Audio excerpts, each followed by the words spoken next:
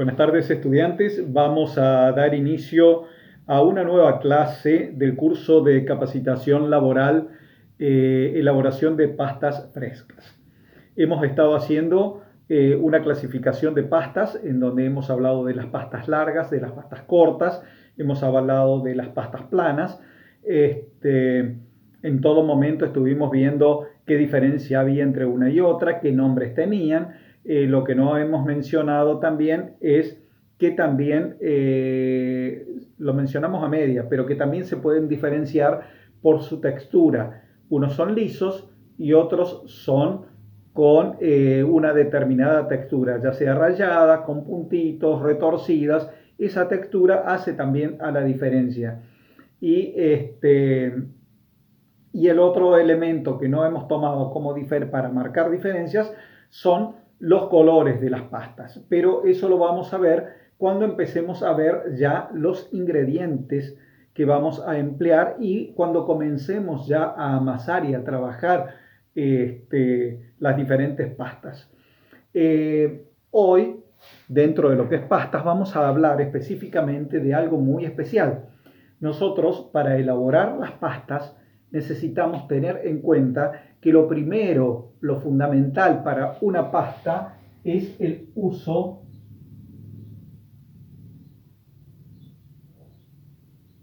de la harina, ¿sí? Nosotros tenemos como ingrediente principal es harina. Por lo general usamos harina de trigo. Por lo general, en su gran mayoría y casi la totalidad es harina de trigo. También puede ser realizadas con harina de maíz. Entonces, se pueden realizar, aparte de harina de trigo, se pueden realizar con harina de maíz, pero también se pueden realizar con otros tipos de harinas. Por ejemplo, podemos mencionar harina de arroz. Y con cualquier tipo de harina de acuerdo a la característica de pastas que vamos a realizar.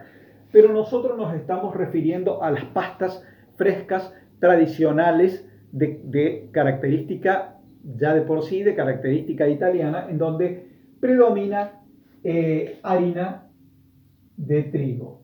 Entonces, ¿qué tenemos que saber de la harina de trigo? Tenemos que saber que la harina de trigo es un producto o es un polvo que se produce o se realiza mediante lo que es el procesado del grano de trigo.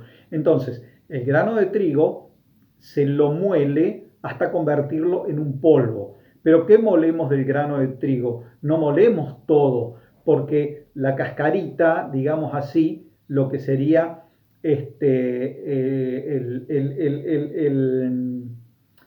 la parte, lo integral, llamémosle así, la cascarita se elimina, no lo usamos. En donde, ¿qué es lo que usamos? Usamos la parte externa del grano y la parte interna del grano. La parte interna del grano es la que contiene el gluten específicamente y la mayoría de las vitaminas y de los nutrientes que aporta este grano de trigo. Tenemos que tener en cuenta que tenemos dos tipos básicos de harina. Harinas llamadas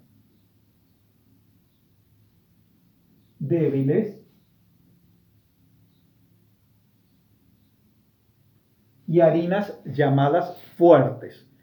Tenemos harinas débiles y harinas fuertes. Las harinas denominadas fuertes son nuestras harinas.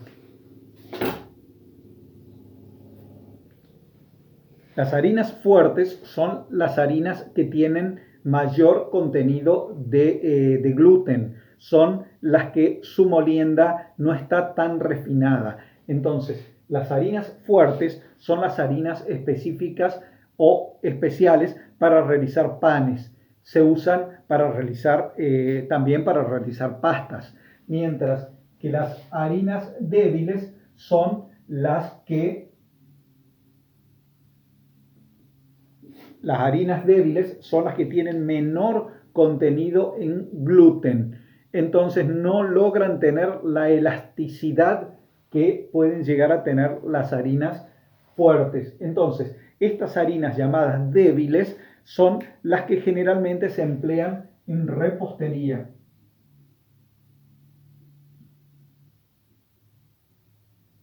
Y en algunos casos las usamos para pastas también.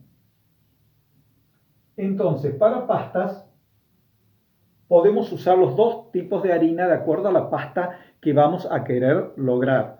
Entonces, lo que tenemos que saber de la harina es que tenemos las harinas fuertes y las harinas débiles. Las harinas fuertes y las débiles están en función de ¿qué?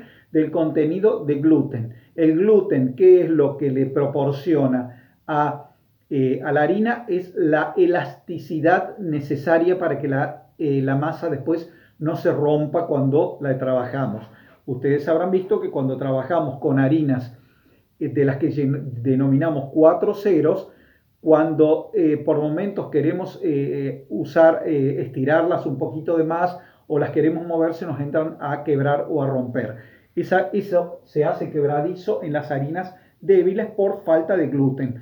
Entonces, probablemente podamos llegar a combinar las harinas. Lo que puede llegar a ser muy interesante es combinar esas harinas para lograr un punto exacto de lo que se requeriría para lograr una muy buena pasta. Como estamos refiriéndonos específicamente a la harina de trigo, vamos a tener en cuenta dos valores, dos elementos. Perdón que estoy escribiendo mal. Tengo que escribir la palabra gluten. ¿Sí? Tenemos, habíamos dicho, harinas fuertes y harinas débiles. Estaban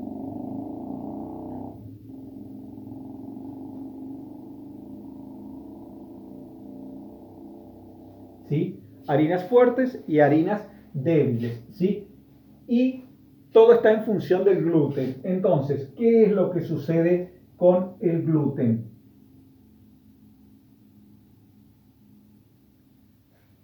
A mayor cantidad de gluten, ¿sí? La harina es más fuerte. Pero ¿qué sucede?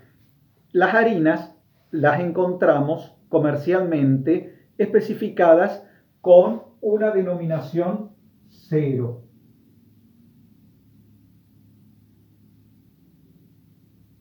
¿Sí? 0. En donde, cuando hablamos de harinas fuertes, las harinas fuertes son las harinas que tienen menos ceros. Y las harinas débiles son las que tienen mayor cantidad de ceros. Entonces, ¿a qué vamos con esto? La pasta italiana, cuando se va a trabajar con la cantidad, con la harina que verdaderamente corresponde para realizar una perfecta pasta, es una harina fuerte denominada doble cero. Nosotros, la doble cero es una harina que prácticamente no la tenemos. Nosotros siempre encontramos o la 3-0 o la 4-0. Pero la 2-0 es la que deberíamos emplear para hacer las pastas caseras.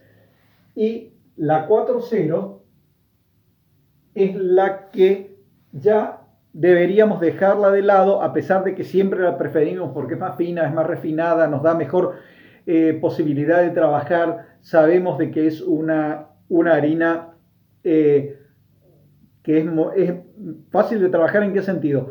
Cuando tenemos un gran contenido de gluten, nosotros estiramos la masa y la masa quiere volver. Entonces, ese tipo de cosas, cuando tenemos la harina 4 ceros, no nos sucede. Con la harina 4 ceros nosotros tiramos y la harina va quedando en su posición, en su verdadera posición, de acuerdo a lo que hemos estirado. porque tiene menor cantidad de gluten. El gluten, cuando empieza a hacer su elasticidad, empieza a generar ese tipo de situaciones. Entonces, nos vamos a basar para nuestra elaboración en la harina común 3.0, que tiene un término medio en cuanto al contenido de gluten, y en lo que sería refinada es el punto intermedio, porque estas son menos refinadas y esta es extremadamente refinada. Entonces, nuestra harina va a ser la harina 3 ceros.